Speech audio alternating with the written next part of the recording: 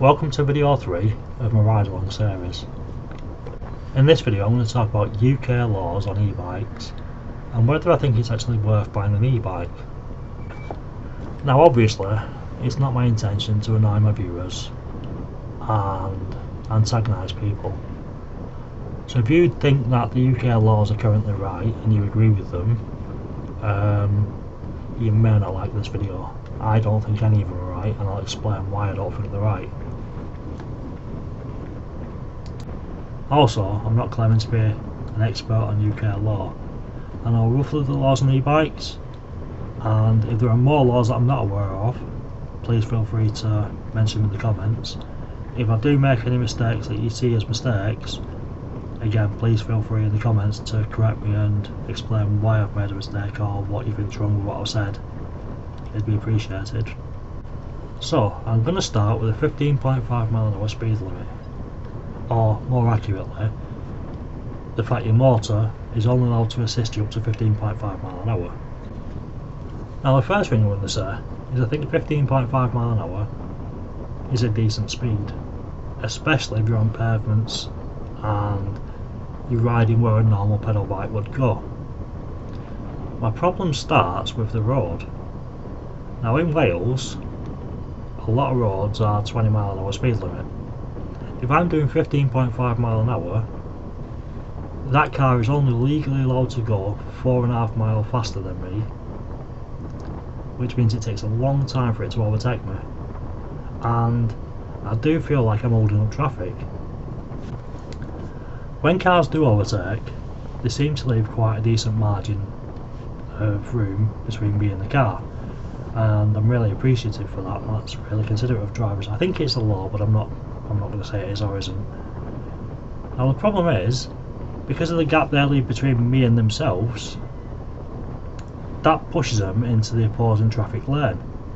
So they can only overtake if there's a good amount of space and there's nothing coming towards us. So for me doing 15.5mph is slowing them down, holding up traffic and antagonising drivers. I don't see why we can't do 20mph in the 20mph zones. It'd keep traffic flowing much better and there'd be no issues. I do think the current situation is fine for the pavement, because realistically on the pavement you should be riding in a safe and reasonable manner. No pedestrian should feel in danger because you're riding like an idiot. So I think it's fine for that. But the roads are different. A good example is when I first got my EP2 Pro, I was riding down the main road. I didn't have any window mirrors at the time because I just bought it. And I pulled into the middle of the lane to turn right, and the car came up on the right hand side and just overtook me. Now, luckily he didn't hit me, but I genuinely think that's something to do with 15.5mph. That's going to happen more often because we're slowing down traffic. We shouldn't be a burden to traffic or something that road users hate. So yeah, I do think 15.5mph is too slow for the roads. I think realistically we should be able to do the speed limit of the road within reason. My e-bike does 27mph, and I don't think that's unreasonable to still be classed as an e-bike. I do think there should be a hard cap for the more powerful e-bikes on what you're allowed to do or what should be restricted to still qualify as an e-bike, but I'd say that should be over 30mph, or perhaps slightly higher depending, but it certainly shouldn't be 15.5mph for roads. The next issue is you're only allowed a 48V battery. Like, why? What difference does the voltage of a battery make? It's just a law for the sake of having a law, as far as I'm concerned. Like, it changes nothing. My next issue is the 250W motor. I don't understand why they've limited it at all. There's just no sense behind it at all. If I buy a car, I can have any size engine I want, right? Like, my car can literally do 200mph, and I'm legally allowed to drive it on the road as long as it's taxed, MOT'd, insured, and I follow the highway code.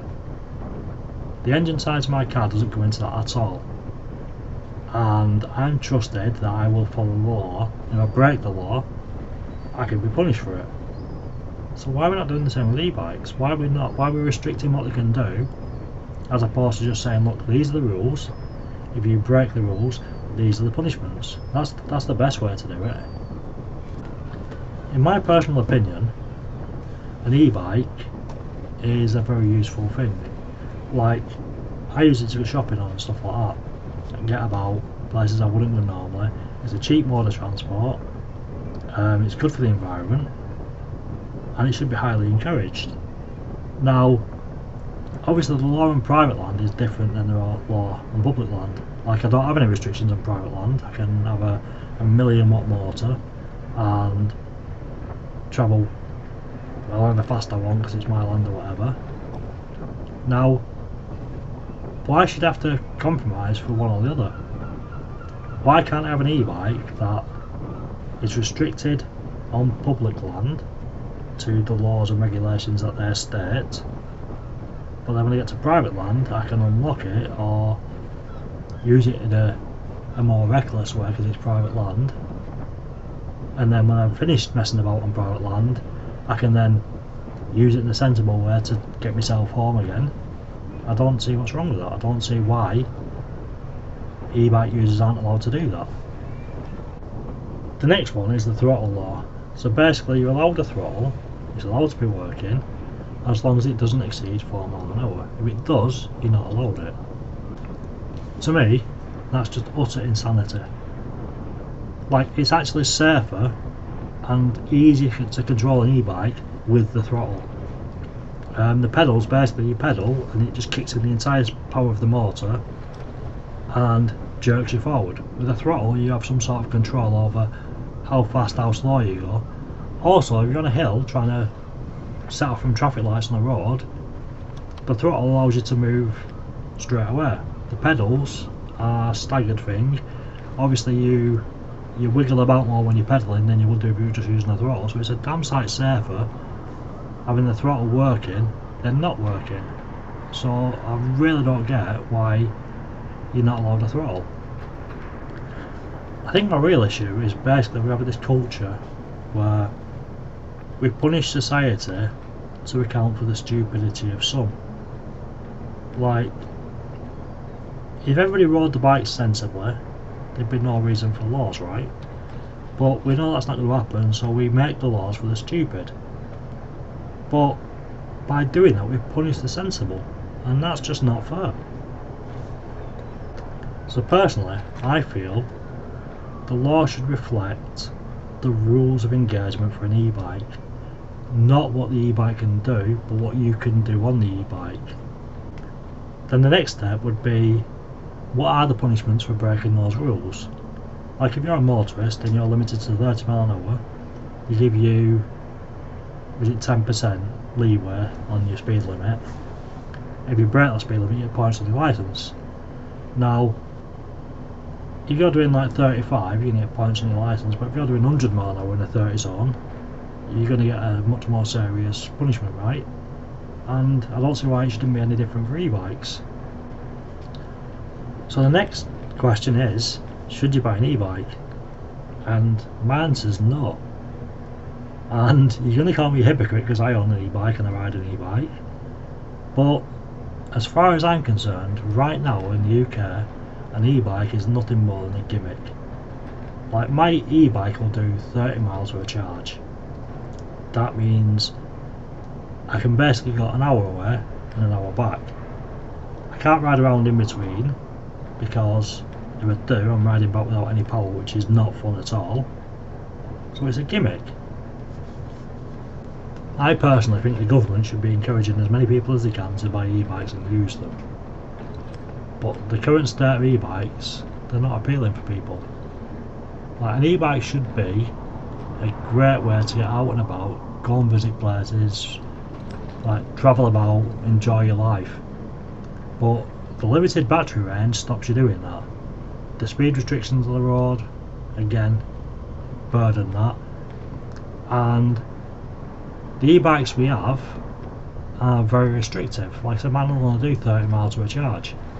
Now I know for a fact there's an e-bike company in America that make an e-bike that's not too much more expensive than the one I bought, that will do 100 plus miles per charge.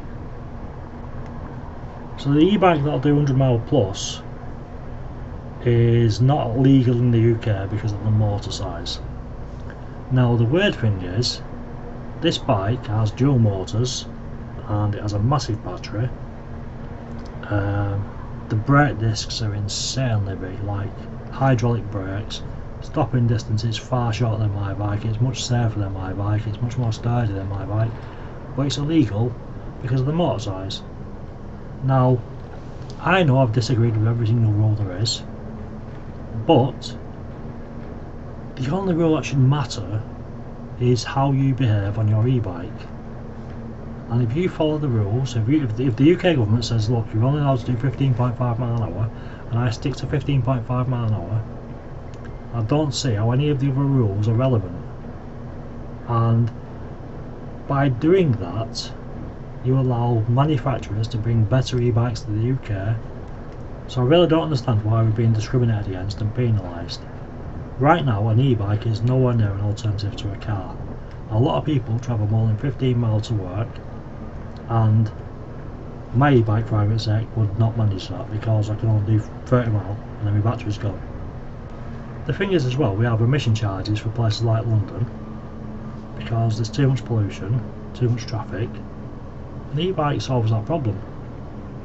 Why the UK government not pushing to allow e-bikes to be a better solution? Why we're not allowing more freedom with them, allowing better bikes in to solve the pollution problem? As far as I'm concerned, changing the e-bike laws and making e-bikes more appealing to everybody is a win-win. Nobody loses, the environment wins, we win, and the government wins. So why are they not doing it? Why are they trying to make it so hard to make it a viable vehicle? So yeah, that's my view on the UK laws and regulations.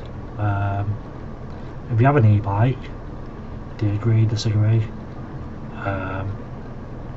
What would you like to change, what wouldn't you like to change? If you don't have an e-bike, why don't you have an e-bike? Like, what would it take to make you prefer to use an e-bike than your car or whatever? Like, write in the comments, let us know. So once again, if you got this far, thank you for watching. If you got any questions or comments, stick them in the comments and I'll get back to you. Again, if you like the content I'm making, please follow me, subscribe, share, like, it all helps. And I shall see you on the next one.